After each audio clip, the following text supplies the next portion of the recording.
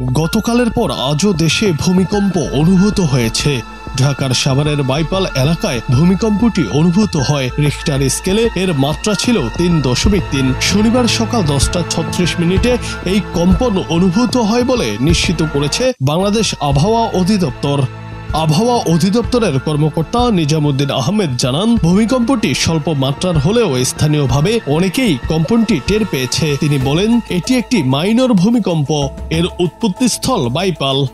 গতকাল ঢাকা সহ দেশের বিভিন্ন জায়গায় ভয়াবহ ভূমিকম্প অনুভূত হয়েছে। বাংলাদেশের আবহাওয়া অধিদপ্তরের তথ্য অনুযায়ী এই ভূমিকম্পের মাত্রা ছিল 5.7। এটি সকাল 10:38 রেকর্ড করা হয়। এর উৎপত্তিস্থল ছিল নরসিংদীর মাধবদী। ভূমিকম্পে রাজধানীর পুরান ঢাকার বংশাল এলাকায় একটি 5তলা ভবনের রেলিং ধরে 3 পথচারী নিহত হয়েছে। দেশের অন্যান্য স্থানেও বেশ কয়েকজনের মৃত্যু হয়েছে। সর্বশেষ 10 জনের মৃত্যুর খবর পাওয়া গেছে। এছাড়া বিভিন্ন স্থানে ভবনে দেখা দিয়েছে ফাটল। এই ঘটনার পর বিশেষজ্ঞরা দেশে আরও বড় মাত্রার ভূমিকম্পের আশঙ্কা করছেন।